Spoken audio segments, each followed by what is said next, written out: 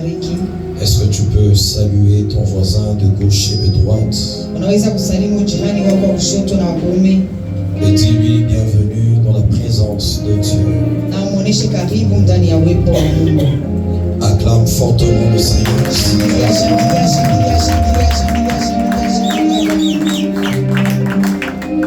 Alors tu vas incliner ta tête là où tu es. Tu vas prier pour ce moment de la parole. Tu vas prier pour ce moment de la parole.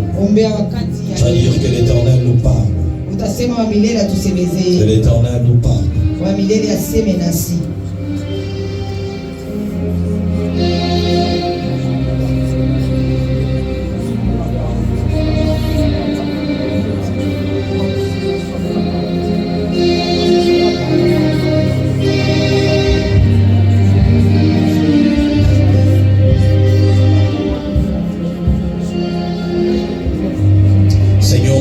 C'est que tu nous parles, que tu nous éclaires. Comme il est écrit que l'homme ne vivra pas de pain seulement, mais de toutes paroles qui sortent de la bouche de Dieu. Laisse que la parole de ce soir sorte de ta bouche, afin de nous édifier, afin, éternel Dieu, de construire notre esprit. Dans le nom de Jésus le Christ. Amen.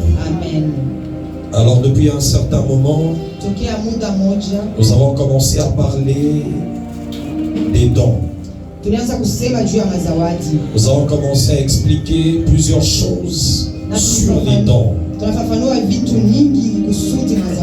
Alléluia. Alors nous allons lire quelques écritures. Nous allons lire dans les livres de Proverbes. Nous sommes dans Proverbes chapitre 18.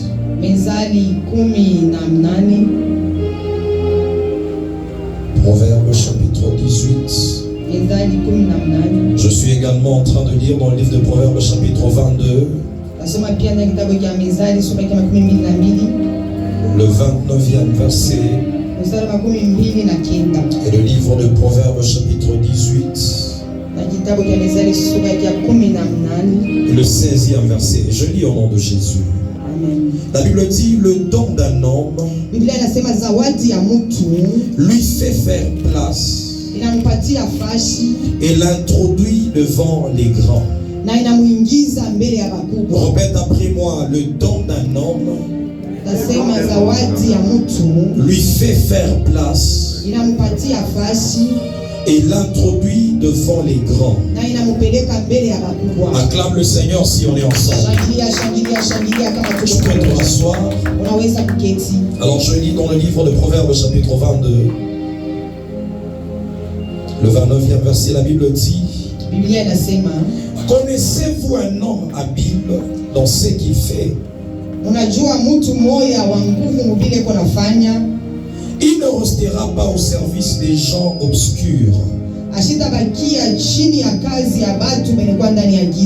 mais il entrera au service des rois. Le livre de Proverbes est en train de nous dire: si vous connaissez un homme habile dans son travail, cet homme-là ne restera pas en train de travailler avec des hommes obscurs, comme la Bible le dit, mais des hommes qui ne valent rien. Mais cet homme sera en train de travailler auprès des rois. La Bible dit: mais il entrera au service des rois. Ma prière ce soir est que tu entres au service des rois. Ma prière ce soir est que les portes royales soient ouvertes pour toi au nom de Jésus. Alors acclame le Seigneur si on est en train de monter ensemble. Nous avons commencé à parler des dons. Nous avons parlé des dons naturels. Nous avons parlé des dons surnaturels. Nous avons parlé des dons innés. Et nous avons dit qu'il y a des dons que nous pouvons acquérir, des dons acquis. Ce qui a différents dons. Mais la Bible est en train de nous dire que le don a la capacité de nous ouvrir les portes. Non seulement nous ouvrir les portes, mais le don a la capacité de nous donner la place auprès des grands. C'est l'une des choses qui te permettra d'ouvrir les portes, c'est d'avoir un don en toi. Mais ce que j'aimerais dire à tout un chacun de nous, et qu'avant que tu ne viennes sur la terre, Dieu savait que tu auras besoin de certaines personnes autour de toi. Et il a déposé en toi certaines capacités. Et ce sont ces capacités qui te permettront d'ouvrir les portes dans ta vie. Alléluia. Amen. Acclame le Seigneur si on est en train. Alors dans le livre de Romains, chapitre 12, le 7e, à partir de 7, la Bible est en train de dire ceci. Je peux commencer même au 6e verset. La Bible dit: puisque nous avons des dons différents, selon la grâce qui nous a été accordée, que celui qui a le don de prophétie l'exerce selon l'analogie de la foi, selon la comparaison à la foi. Que celui qui est appelé au ministère s'attache à son ministère. Que celui qui enseigne s'attache à son enseignement. Et celui qui exhorte à l'exhortation. Que celui qui donne le fasse avec libéralité. Que celui qui préside le fasse avec zèle. Que celui qui pratique la miséricorde le fasse avec joie. Cet homme de Paul est en train d'enseigner sur les dons. Mais une chose que j'ai aimé, c'est que Paul est en train de parler de la différence des dons. Il dit: puisque nous avons des dons différents. Parce que toi et moi, nous devons comprendre que les dons sont différents. Nous pouvons tous exercer un don, mais cela ne sera pas fait de la même manière. Parce que Dieu attend qu'il y ait la différence dans l'exercice des dons qu'il a mis en nous. C'est comme ça que le dimanche j'étais en train de parler de l'unicité. J'étais en train de dire que tu es unique à ton genre. Dans ta manière d'exercer les choses, Dieu attend que tu le fasses de manière personnelle. Et c'est comme ça que Paul est en train de dire que nous avons des dons différents. Selon la grâce qui a été donnée à chacun.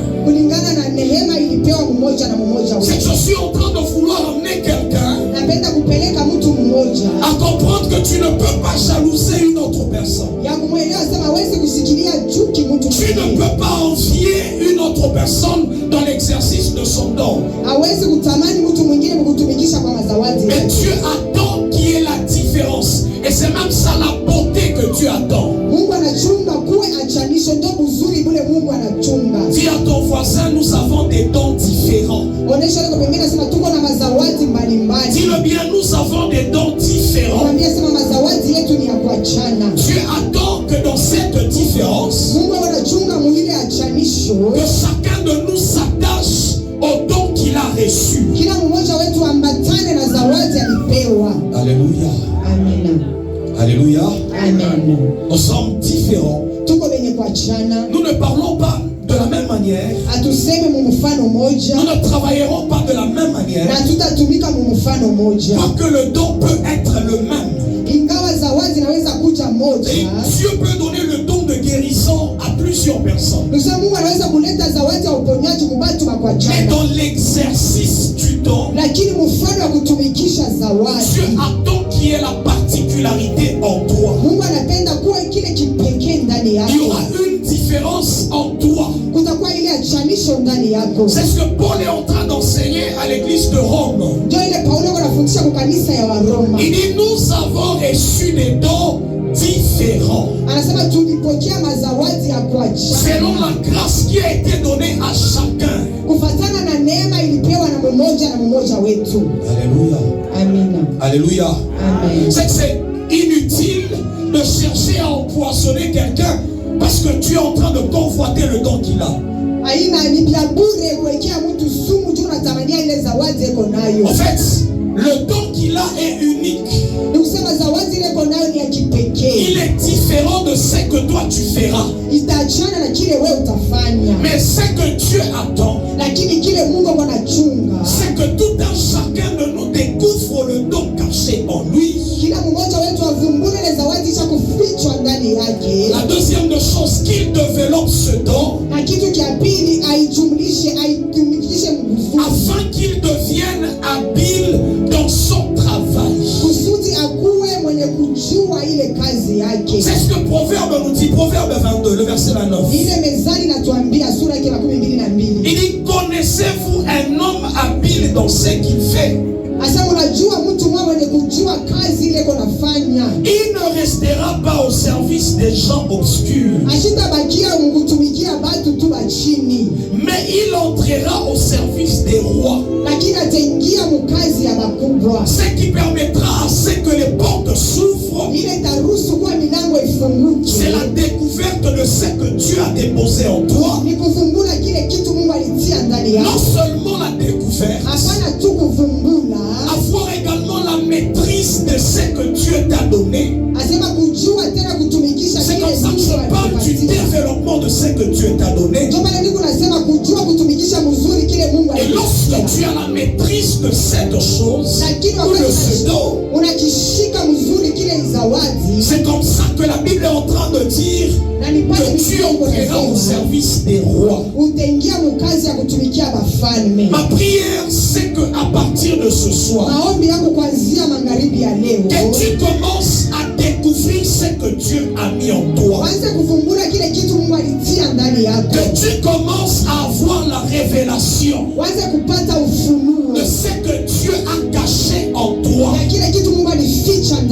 Non seulement que tu aies la révélation de ce don caché en toi, mais que tu le développes également. Et que tu arrives à le maîtriser. Parce que si tu ne maîtrises pas ce que Dieu t'a donné, Dieu pourra ouvrir les portes, mais tu les fermeras toi-même. Les portes peuvent s'ouvrir, mais tu les fermeras par le manque de maîtrise. Dis à ton voisin, découvre ce que Dieu a caché en toi. Alléluia. Que ce soit les dons naturels, que ce soit les dons surnaturels, que ce soit les dons innés, que ce soit les dons acquis, les dons qu'on a acquis en apprenant. Tous ces dons demandent d'arriver à la maîtrise, afin qu'ils commencent à nous ouvrir les portes. Et je mets au devant de toi une porte que personne ne pourra fermer. Mais si tu n'es pas à mesure de donner ce que la porte attend, elle pourra se fermer. Acclame le Seigneur si on est ensemble. Alléluia. Amen. Alléluia. Amen. Est-ce qu'on est ensemble? Tu es en train de comprendre les dons. Alléluia. Amen. En fait, Dieu attend que tu aies la compétence dans le don qu'il a déposé en toi, afin que cela commence à ouvrir les portes. Alors plusieurs personnes se posent des questions. Comment arriver à découvrir ce que le Seigneur a déposé en moi? Alors la première des choses qui te permet de découvrir ce que Dieu a déposé en toi, tu te rendras compte qu'il y a certaines choses que tu fais de manière naturelle, sans effort. Il y a des talents qui sont en toi. Donc tu ne fournis pas les efforts, mais ces talents s'expriment par toi. Dis à ton voisin, qu'est-ce que tu peux faire sans difficulté, sans effort? Alléluia. Cela commence déjà à observer dans ta propre vie les choses que tu peux faire de manière naturelle, de manière facile. Non, moi je peux chanter, tu n'as pas appris ça, mais quand tu chantes, on sent que tu le fais bien. C'est que c'est un don que Dieu a déposé en toi.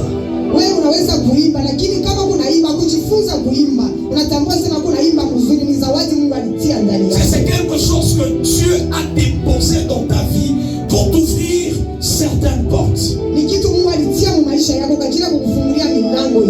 Il y a d'autres enfants, tu regardes seulement, tu te rends compte que l'enfant peut danser de manière naturelle. C'est un talent. Dans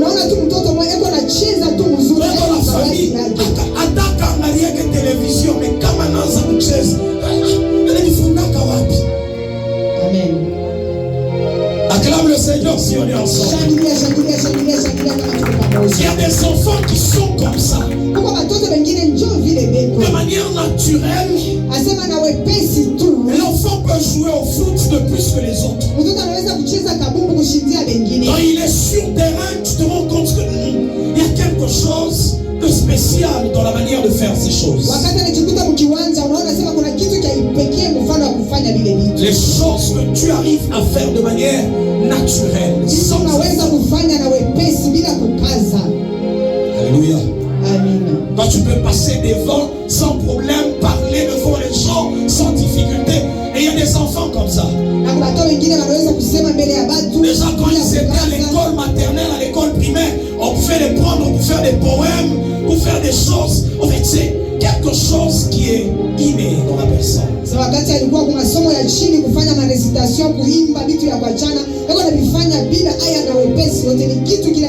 C'est Dieu déjà en donnant cet enfant, il dépose certaines capacités. Ils sont des dons dans la personne et qui vont l'amener à ouvrir des portes dans sa destinée.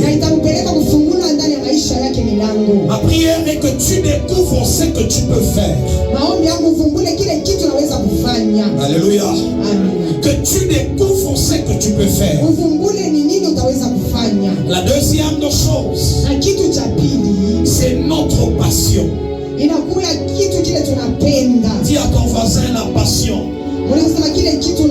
Parce quand on parle de la passion, comme mon interprète est en train de le dire, c'est une chose que tu peux faire même sans être payé.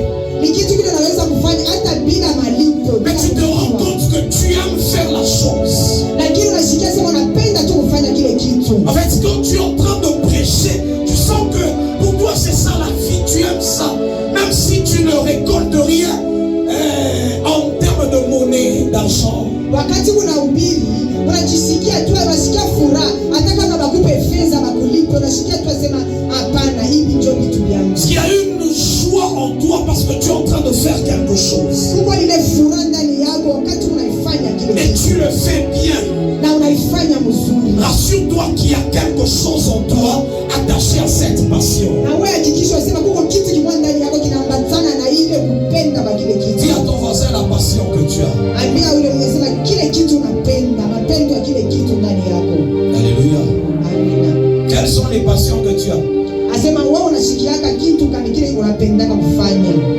Quand tu le fais, tu sens que tu es dans la joie. Les hommes peuvent t'interdire. Donc tu étais en train de faire ces choses, on ne voit rien. Mais toi, quand tu le fais, tu sens que tu es énergisé en quelque sorte. Il y a comme une énergie surnaturelle qui te pousse à faire la chose. C'est une passion qui est en toi. Les hommes qui sont passionnés pour les commerces, c'est quand il le fait, même s'il commence avec certaines petites choses là, il sent que, en fait, il est dans ça.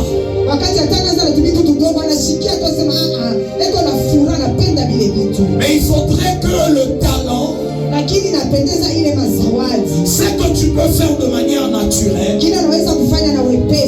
rencontre la passion. C'est ça qui va arriver à produire des bons résultats. Alléluia. Alléluia. Il y a des hommes. Je vois quelqu'un comme le frère Timothée. Il est passionné à chanter, mais il n'a pas le talent. En fait, ça va amener la frustration aussi. Si tu es passionné, mais que tu n'as pas le talent ou le don en toi.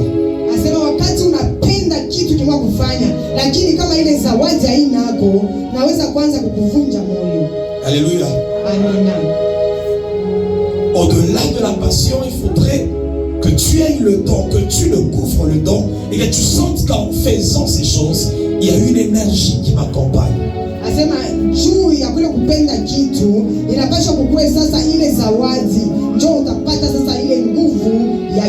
Je suis en train d'amener quelqu'un à découvrir qu'est-ce que Dieu a déposé. Même quand tu fais le choix,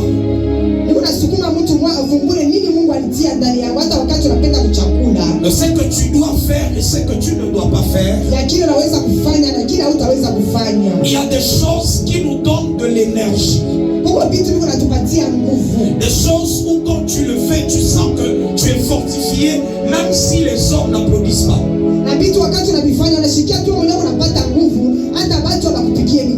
Quand tu es dans ce cas-là, c'est que c'est la bonne décision que tu es en train de prendre.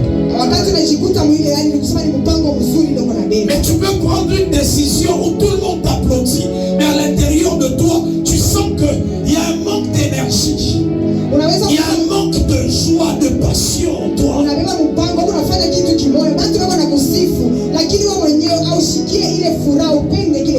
C'est que les hommes risqueront de te tuer un jour. Il faudrait que la passion arrive à rencontrer, à marcher ensemble avec le talent. Et cela produira le résultat qu'on attend.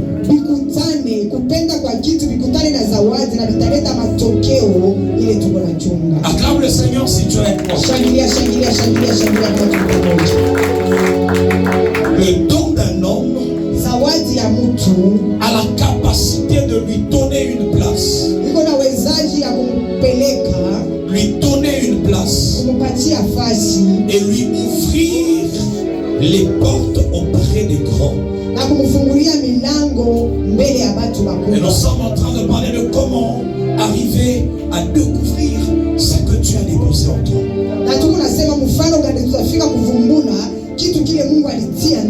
C'est qu'à un certain moment tu te rendras compte qu'il y a des choses que tu peux faire de manière très facile, naturelle.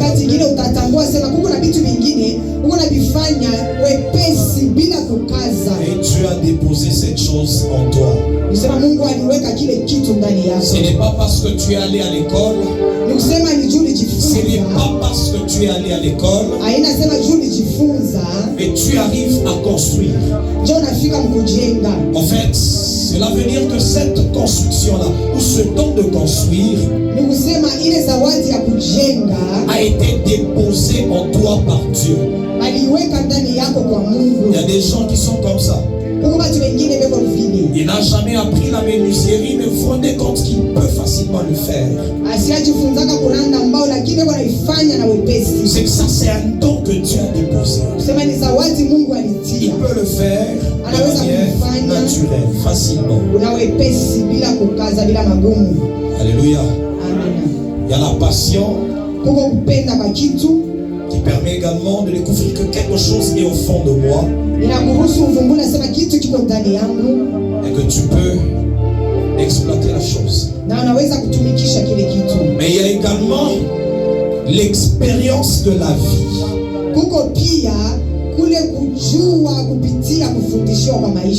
qui te permet de découvrir ce qui est en toi. Dis à ton voisin l'expérience de la vie. Acclame le Seigneur si on est ensemble. Alléluia. Amen. Alléluia. Amen. L'expérience de la vie. Il y a certaines personnes qui arrivent à découvrir des choses en elles parce qu'elles sont passées par certaines choses dans la vie. À une période de ma vie, j'étais dans la souffrance, j'étais dans la solitude. Mais je me suis rendu compte que j'avais la capacité de m'en sortir.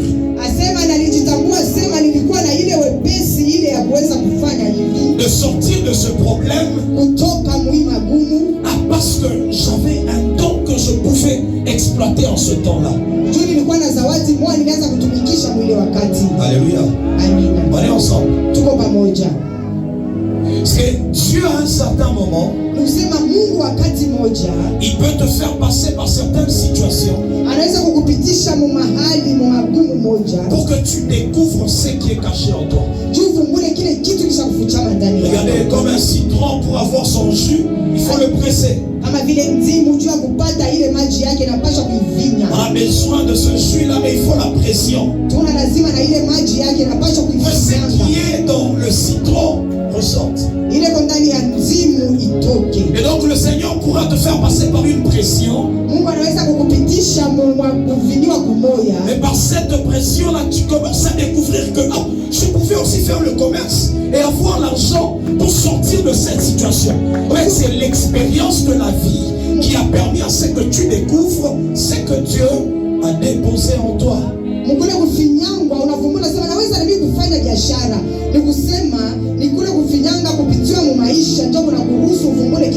En fait, le problème que tu as, c'est quand tu passes par les temps difficiles, tu ne cherches pas à découvrir ce qui peut te sortir de ce temps difficile.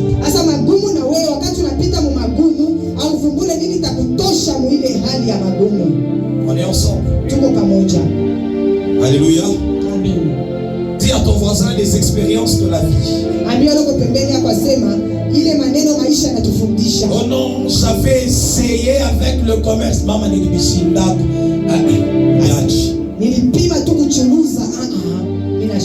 Le temps où j'étais là dans le...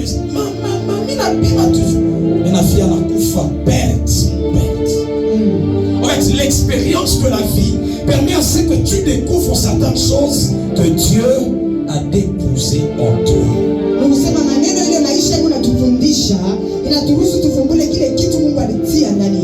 Alléluia. Amen.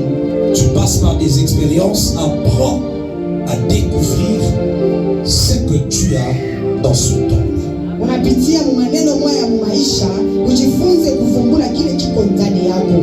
Mais j'aime les autres manières par lesquelles nous pouvons découvrir ce que Dieu a déposé en nous.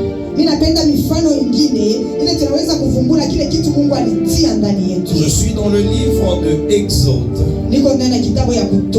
chapitre 3 et chapitre 4. On peut également lire 1 Roi, chapitre 3. 1 Roi, chapitre 3.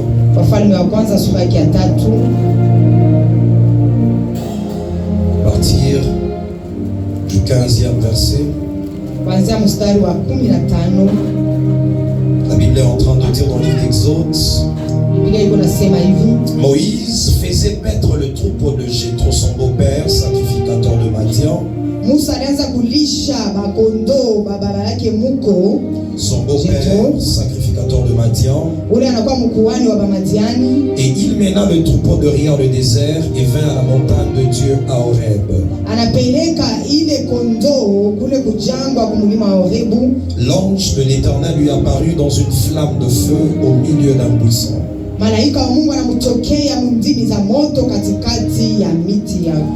Moïse regarda, voici le buisson était tout en feu.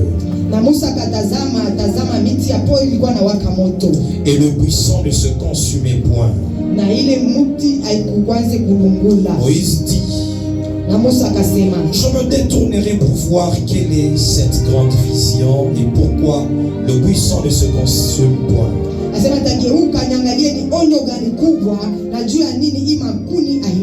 L'Éternel vit qu'il se détournait pour voir. Et Dieu l'appela du milieu du buisson et dit, Moïse, Moïse. Et il répondit, me voici. Dieu dit, n'approche pas d'ici, hors tes souliers et tes sandales. Car le lieu sur lequel tu te tiens est une terre sainte. Je vais au 4e chapitre, la Bible dit, Moïse répondit et dit, ils ne me croiront point et ils n'écouteront point ma voix. Mais ils diront, l'Éternel n'était point apparu. L'Éternel lui dit, qu'y-a-t-il dans ta main? Il répondit, une verge. En fait, Dieu, il apparaît à Moïse. Ça, c'est une autre manière de découvrir ce que Dieu a déposé en nous. Dis à ton voisin, tu peux le découvrir par la révélation. Dieu, il va vers Moïse et il commence à révéler à Moïse ce que Moïse était et ce que Moïse pouvait faire. Parce que Dieu révèle lui-même à Moïse. Il se révèle d'abord à Moïse et il commence à révéler à Moïse ce que Moïse pouvait faire.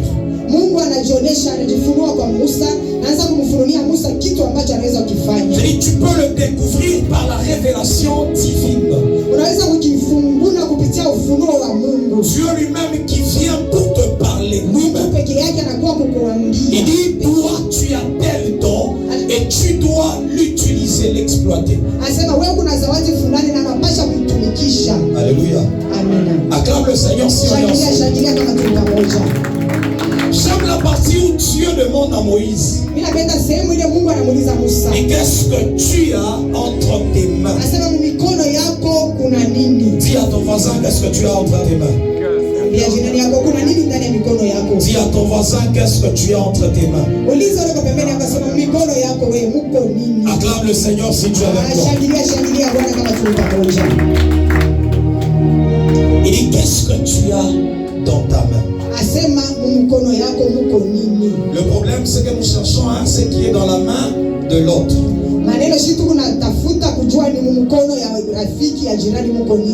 Mais tu n'as pas appris à voir ce que toi tu as entre tes mains.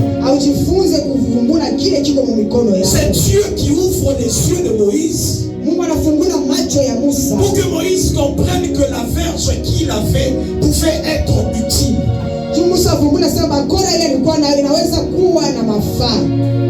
Alléluia. Alléluia. Découvrir ce que Dieu a mis en toi. Découvrir ce que le Seigneur a déposé en toi. Parce que Dieu lui-même peut venir te parler. Dieu lui-même peut venir te révéler des choses. Dans le livre de 1 roi, chapitre 3, là on est en train de nous parler de l'histoire de Salomon. La Bible est en train de dire que Dieu apparaît à Salomon. Et Dieu parle avec Salomon. Il lui dit: qu'est-ce que tu veux que je te donne? Nous avons dit que le don, c'est ce que nous avons reçu de Dieu. C'est Dieu qui l'a donné, c'est comme ça qu'on appelle cela don. Et donc Dieu devait donner à Salomon un don. Et il demande: qu'est-ce que tu veux avoir? Alors Salomon dit à Dieu: donne-moi seulement la sagesse et l'intelligence afin de diriger ton peuple. La Bible est en train de dire, lorsque Salomon se lève du sommeil, deux femmes viennent vers Salomon. Et ces femmes sont en train de discuter. Pourquoi? Parce que l'une avait tué son enfant dormant.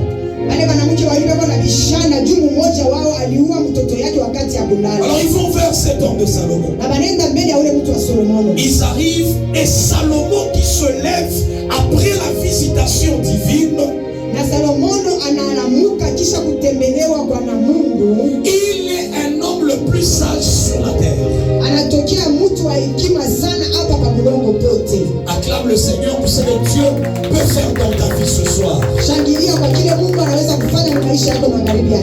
que Dieu lui-même vient à Salomon, auprès de Salomon, et il lui dit que toi là tu vas travailler dans la sagesse. Et lorsque Salomon se lève, le don de sagesse commence à se manifester dans sa vie. Parce que tu peux découvrir ce qui est en toi par révélation divine. Et Dieu lui-même, il vient, il te dit ce qu'il a déposé en toi. Alléluia. Alléluia. Pose la question à ton voisin: qu'est-ce que Dieu t'a déjà dit de manière personnelle? Dieu, il t'a déjà dit quoi sur ta vie, sur les dons qu'il a déposés en toi?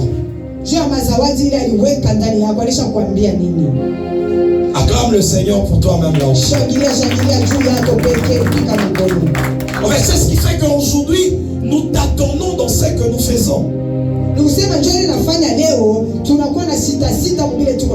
Parce que nous n'avons pas une révélation précise de ce que Dieu a déposé en nous, de ce que le Seigneur nous a donné. Alléluia. Amen. Alléluia. Amen. Il y a plusieurs choses dans la parole de Dieu, plusieurs histoires qui démontrent que Dieu peut venir révéler le don qu'il a mis dans une personne. Un homme comme Samson, un homme comme Jean-Baptiste, ces hommes-là ont eu des révélations venant de Dieu. Ce que j'aime, c'est que Dieu, il a préparé ta destinée avant que toi tu ne viennes. Avant que Samson ne vienne sur la terre, Dieu parle à ses parents. Il dit: cet homme-là, il va délivrer le peuple d'Israël. Il y a telle chose que j'ai déposée. Il y a tel interdit qu'il doit respecter. Et quand l'enfant arrive, les parents révèlent ce que Dieu a déposé dans l'enfant. Je suis en train de prier que Dieu donne des parents qui auront la capacité de révéler à leurs enfants ce que Dieu a déposé dans leur vie. Que l'on n'ait pas les parents qui découragent les enfants à aller dans le chemin que Dieu a préparé pour eux. Acclame le Seigneur si tu veux. à ton voisin la révélation de Dieu. C'est que tu dois retenir avec précision ce que Dieu t'a dit.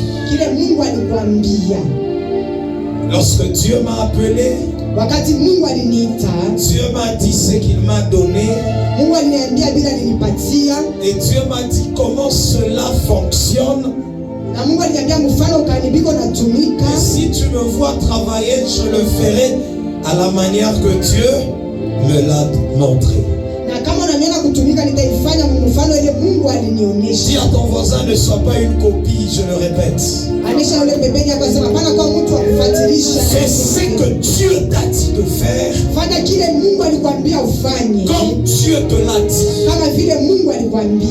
Acclame le Seigneur. Tu chercheras à souffler comme moi sur les gens, ça ne marchera pas. Pourquoi? Parce que ça, c'est ce que Dieu m'a dit.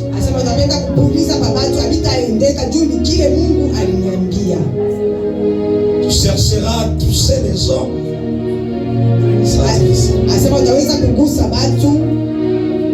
Alléluia. La révélation de Dieu. La révélation de Dieu. Acclame le Seigneur si on avance. Nous sommes de ceux qui ont appris à garder jalousement ce que Dieu nous a dit en secret.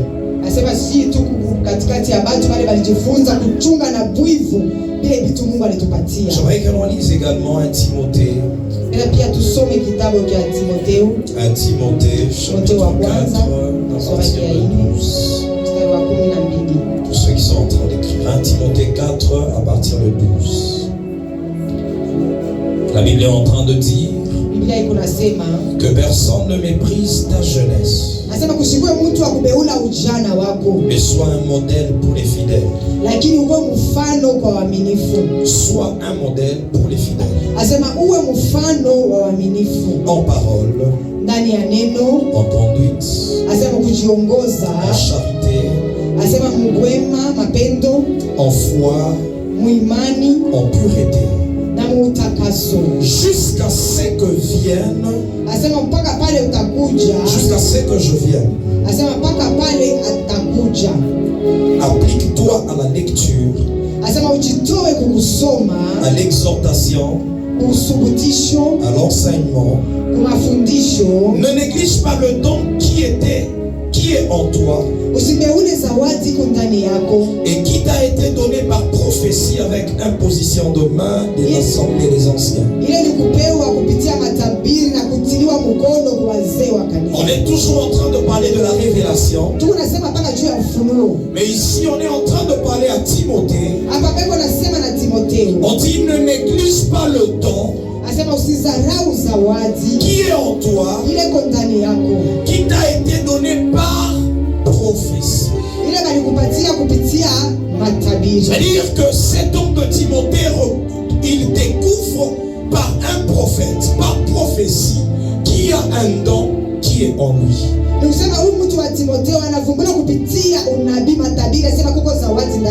Mais il est possible que Dieu révèle le don qui est caché en toi, mais que cela soit révélé par une autre personne. Si tu es en train de travailler avec un prophète, il nous révèle ce que Dieu a déposé en toi. Alléluia. Amen. Dis à ton voisin la révélation.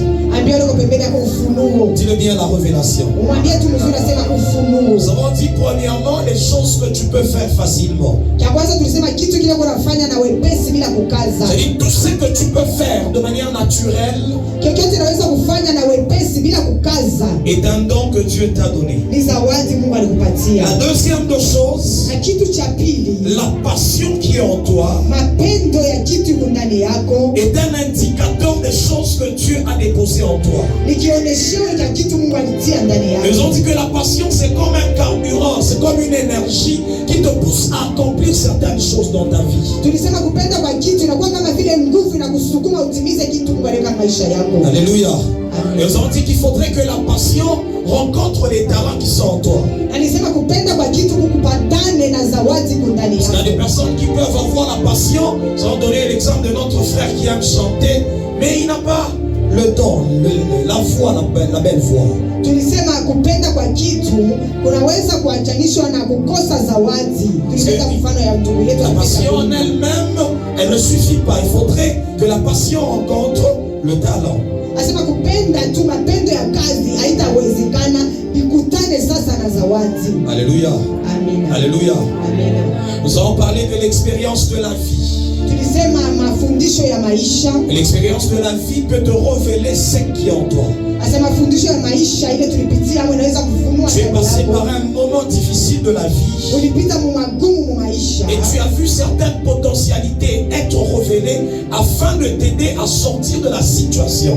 Na niona mawezaji moyo inafunuliwa ya kukutosha mu ile hali. C'est-à-dire que cela a permis que tu découvres le don qui est en toi. Inaruhusu uvumbule zawadi iko ndani yako. Acclame le Seigneur si on entend. Shangilia, shangilia, shangilia kama tuko pamoja. Et là nous parlons de la révélation. Hapa tunasema juu ya ufunuo. Alors nous allons commencer à parler premièrement de la révélation divine. Na cha kwanza tulisema ufunuo kutoka kwa Mungu. On dit Dieu lui-même peut venir. Mungu pekee yake anaweza kuja et te révéler ce qu'il a déposé en toi. Na kukufunulia kitu alitia ndani yako. Alléluia. Amen. Alléluia. Amen. J'entends la pensée de quelqu'un qui dit comment savoir que c'est Dieu qui me parle. Vous allez voir un homme comme Samuel. La Bible dit qu'il a entendu une voix. Et cette voix était en train de l'appeler. Et cette voix était semblable à la voix de son autorité spirituelle. Il est possible que tu sois un homme qui ait entendu une voix sans voir la personne. Ominasikia tu sauti kunasema avec autorité et cette voix m'a dit commence le commerce. Ne néglige pas cette voix. Alléluia. Amen. Il est possible que tu voies une représentation. La Bible dit que Moïse voyait une représentation de Dieu.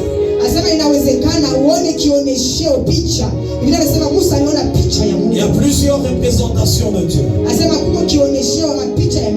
Dieu prend toujours les images attachées aux autorités. Les autorités spirituelles, les autorités parentales, les autorités gouvernementales. C'est-à-dire quand tu vois ces choses, fais attention. Et Moïse voyait une représentation. Alléluia. Amen. Alléluia. Amen. Il est possible que tu voies un ange venir te parler. Les anges n'attendaient pas seulement qu'ils viennent avec les ailes. Et j'ai vu seulement un homme dans mon rêve qui me parlait, mais je ne le connais pas. C'est un ange, un messager. Il m'a dit que tu es appelé à faire telle chose. Parce que tu dois faire très attention à cela.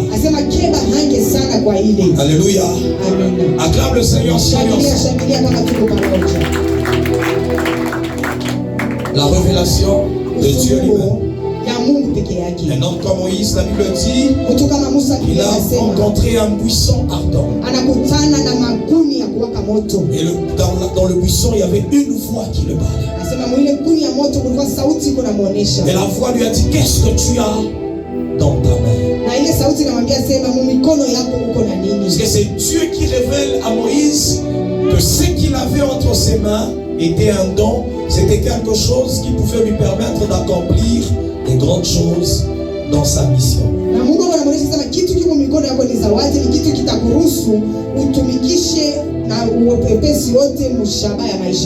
Alléluia. Acclame le Seigneur si on est ensemble. Et nous parlons de la prophétie. On est en train de parler à Timothée. Il ne néglige pas le don que que tu as reçu par prophétie, par imposition des mains. Et par prophétie, on peut révéler les choses qui sont dans ta vie. Tu rencontres un prophète qui te dit, toi, tu es appelé à faire telle chose. Toi,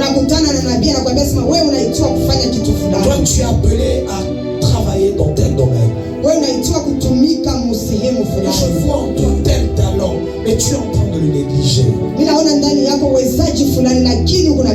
Alors ne néglige pas la chose.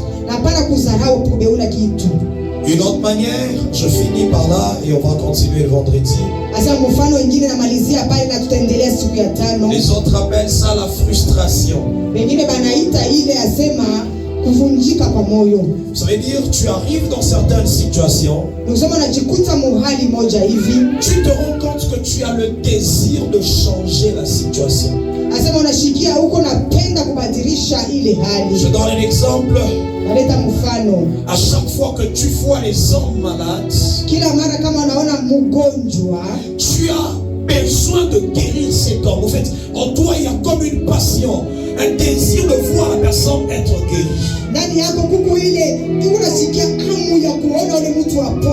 En fait, ce n'est pas, il y a une différence entre la passion, la compassion, la pitié.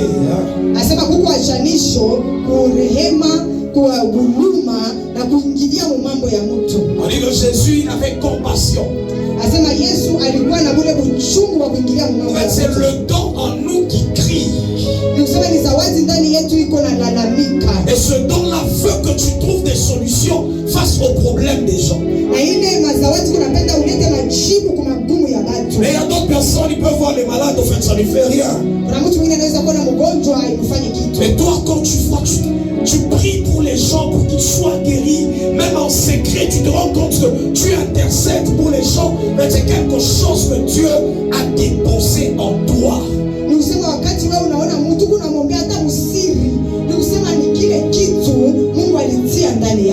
Alléluia. Alléluia. On est ensemble. Comment découvrir le don que Dieu a déposé en toi? Est-ce qu'il est possible que tu sentes que tu as besoin de changer les situations dans un domaine? Regardez un homme comme Moïse. Il devait libérer le peuple d'Israël et cela a commencé bien avant la rencontre de Dieu. La Bible dit quand il était en Égypte, il a trouvé un Égyptien qui était en train de maltraiter ses frères les Hébreux. La Bible dit que Moïse est allé jusqu'à tuer cet Égyptien-là parce qu'il avait besoin de sauver son frère.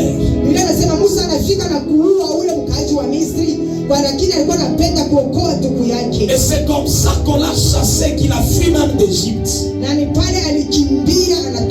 Et il est allé rencontrer Dieu.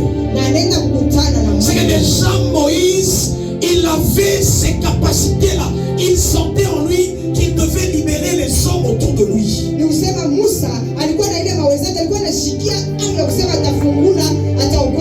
C'est qu'il ressentait dans son propre cœur qu'il y avait quelque chose qui bouillonnait, qui devait ressortir.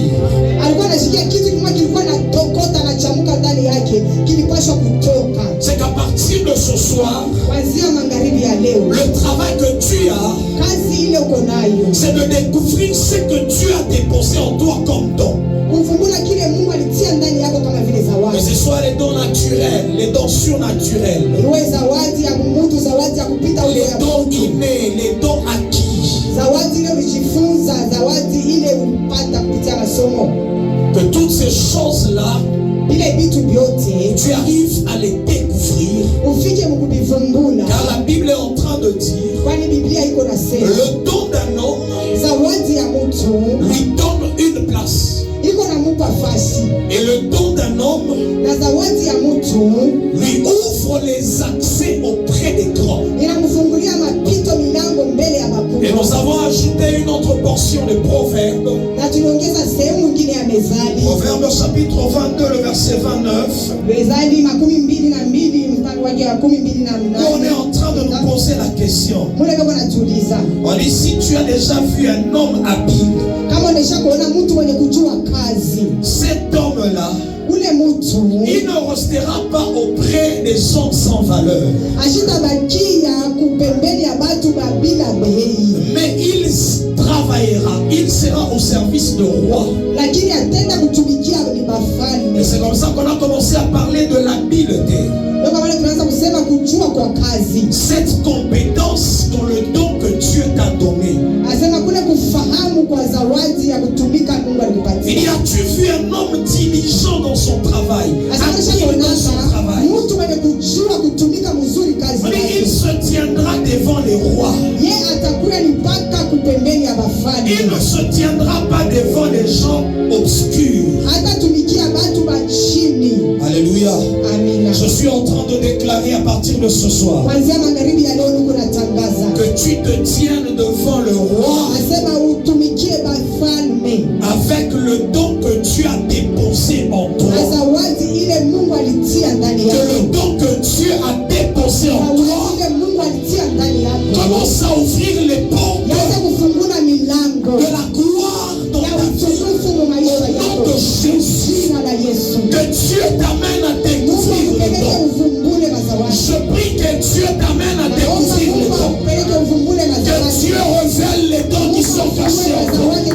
Cette soirée est une soirée de révélation des dons que Dieu a déposés en nous. Même si tu ne connaissais pas ce que Dieu a caché en toi, cette soirée est venue pour t'amener à chercher Dieu afin qu'il te révèle ce qu'il a déposé en toi. Je suis en train de voir des hommes et des femmes qui vont dans le commerce, pas parce qu'ils ont vu les autres, mais parce qu'ils ont découvert qu'ils ont les dons de commerce. Je suis en train de déclarer que ceux qui sont appelés à prophétiser commencent à découvrir le prophétique caché en eux. Au nom de Jésus, tu es appelé à guérir les malades. Que Dieu révèle ce nom-là dans le nom de Jésus. Je suis en train de déclarer que Dieu commence à révéler, que Dieu commence à révéler, que Dieu commence à révéler, que Dieu commence à révéler. Au nom de Jésus, que la révélation soit en partage. Que la révélation soit en partage. Je suis en train de déclarer que tu vas croiser des hommes comme Samuel qui viendront pour oindre ta vie parce que tu es appelé à la royauté. Tu ne montes pas encore avec moi. J'aime ce que Samuel dit. Et les hommes regardent à l'apparence. Mais Dieu, il regarde au cœur. Ça ne dépend pas de ton apparence. Ça ne dépendra pas de ce que tu es physiquement. Mais ça dépend de ce que Dieu a déposé dans ton cœur.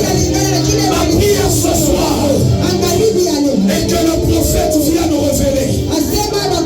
Et que le prophète vienne révéler ce qui est caché en toi. Dans le nom de Jésus. Dans le nom de Jésus. Tu peux commencer à battre les mains.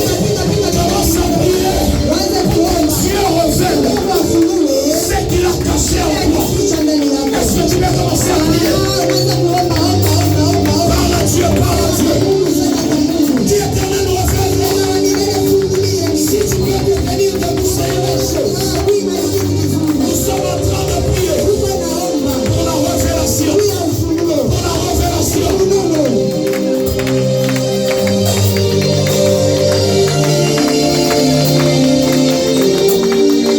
J'aimerais t'entendre.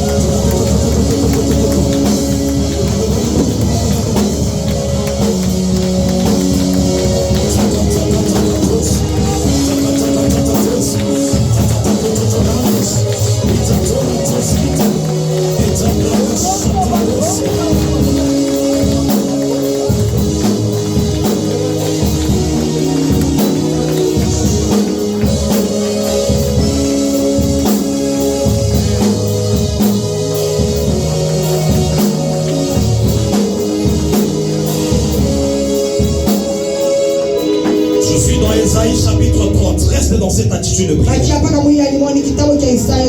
À partir du verset 20, la Bible a dit ceci: le Seigneur vous donnera du pain dans l'angoisse et de l'eau dans la détresse. Ceux qui t'instruisent ne se cacheront plus. Ceux qui te donnent les instructions ne se cacheront plus. Mais tes yeux verront ceux qui t'instruisent. Tes oreilles entendront derrière toi la voix qui dira: voici le chemin, marchez-y. Car vous irez à droite ou vous irez à gauche. Ça, c'est un verset prophétique. C'est un verset des prophètes. On dit ceux qui te donnent les instructions. Ici, ce sont les anges qui t'instruisent. Ils ne se cacheront plus. Mais tu vas entendre derrière toi la voix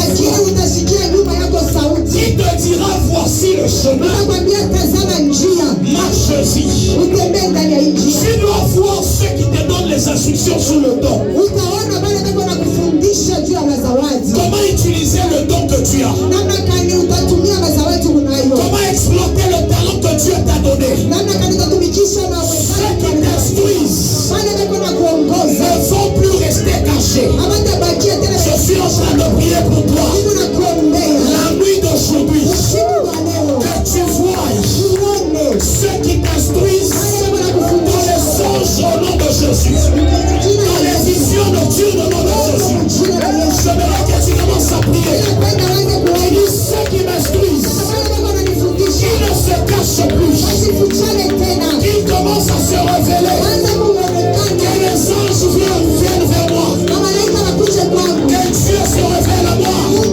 Commence à battre l'éternel. Commence à prier, commence à prier.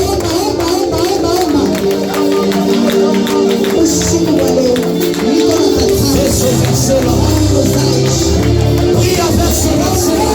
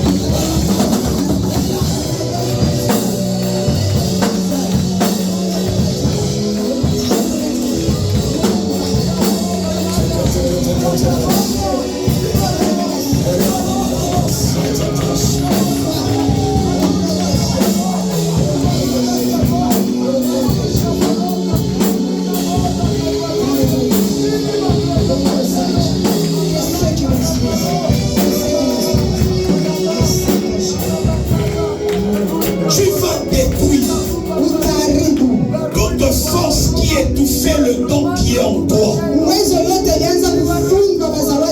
De force de ténèbres qui étouffe le don que Dieu a déposé en toi. Tu parles et tu dis cette année, le don que Dieu a déposé en toi doit se révéler. Alors je détruis toute puissance du monde des ténèbres qui étouffait le don qui est en moi. Est-ce que tu peux commencer à prier?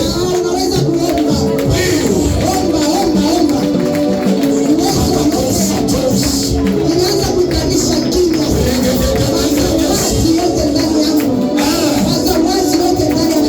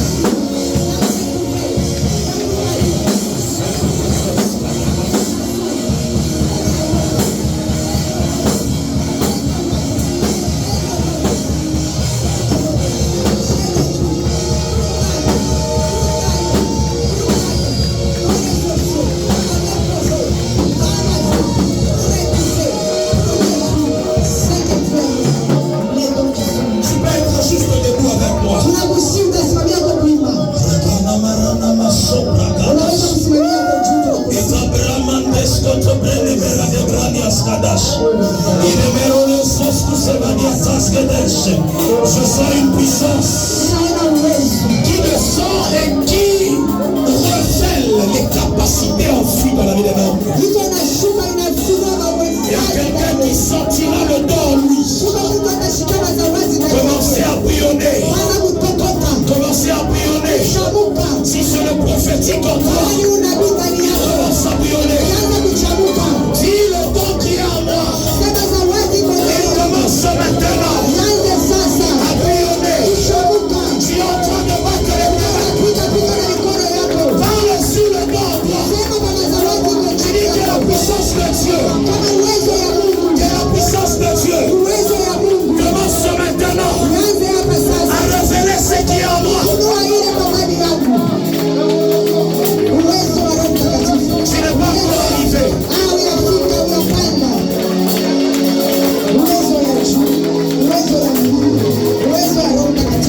Tu n'es pas encore arrivé. Tu es en train de prier pour ce que Dieu a mis en toi.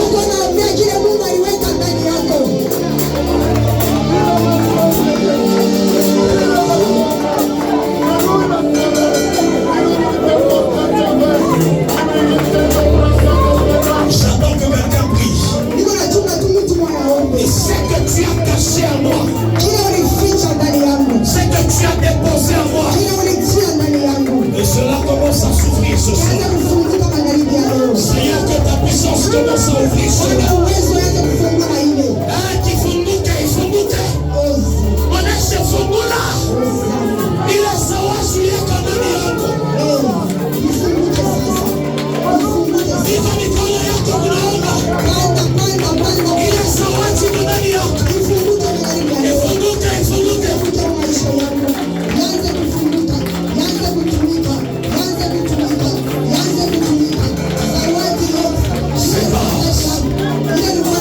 Si tu es appelé à voir le son, tu commences à voir.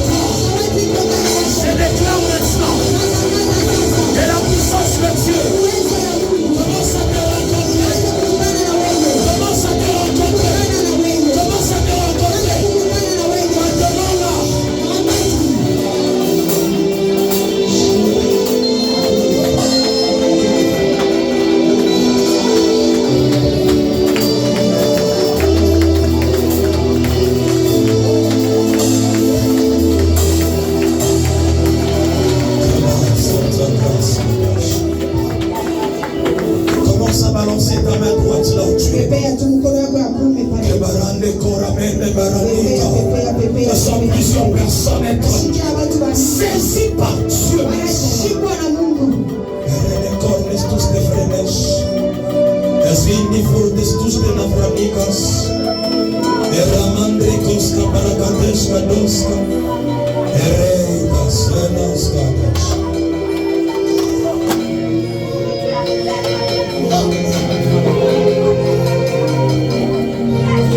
Continue à balancer ta main. Le temps que tu agites ta main, que ce qui est en toi soit agité ce soir. Dans le nom de Jésus.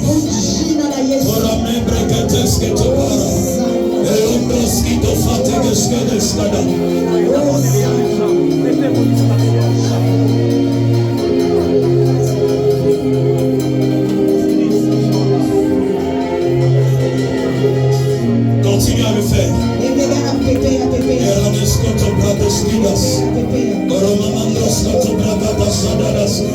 Ne te retiens pas parce qu'il y a quelque chose qui souffre.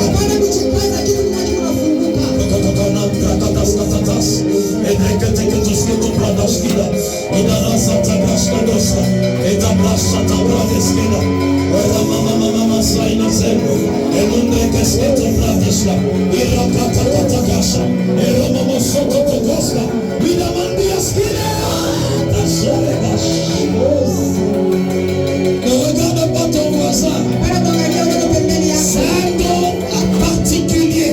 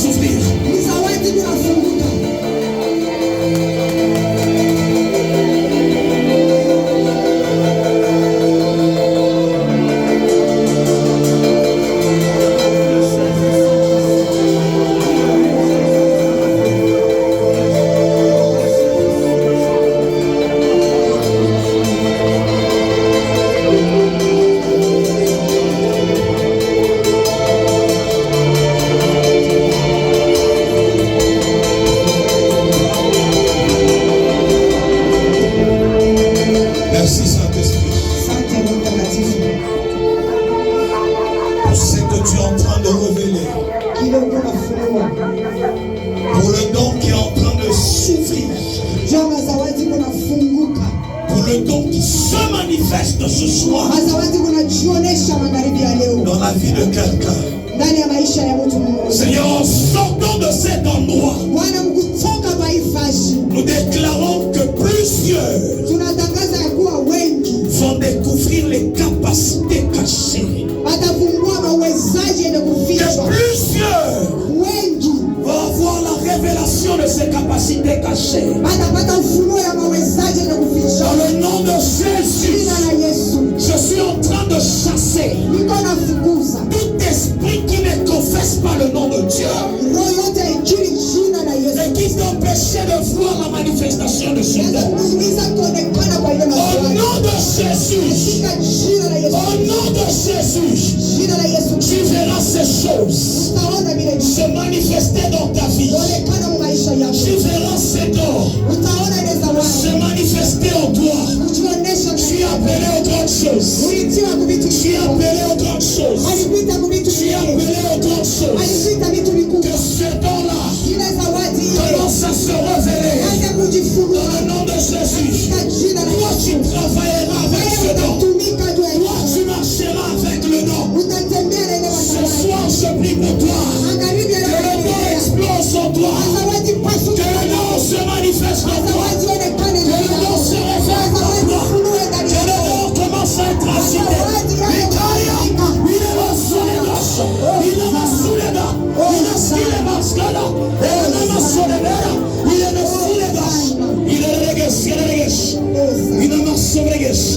Commence à dire merci pour le don. Pour le don qui est en toi. Pour le don qui est en toi. Pour le don qui est en toi. Pour le don qui est en toi. Dis merci à Dieu. Dis merci à Dieu. Dis merci à Dieu. Que ce don qui est en toi ne soit pas limité. Ne soit pas limité. Tu es appelé à accomplir les grandes choses. Alors que ce don qui est en toi commence maintenant à s'ouvrir. Il s'ouvre. Il s'ouvre. Il s'ouvre. Il s'ouvre.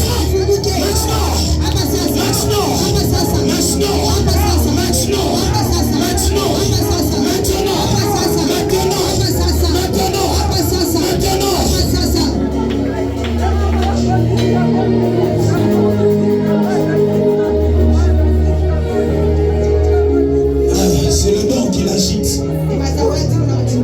C'est ce don-là.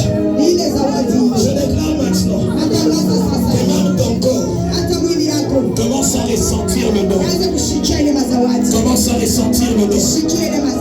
Commence à ressentir le don. Commence à ressentir le don. Commence à ressentir le don. Commence à ressentir le don. Commence à ressentir le don. Commence à ressentir le don. Commence à ressentir le don. Soyez à côté de la maman, de la soeur. Que le don.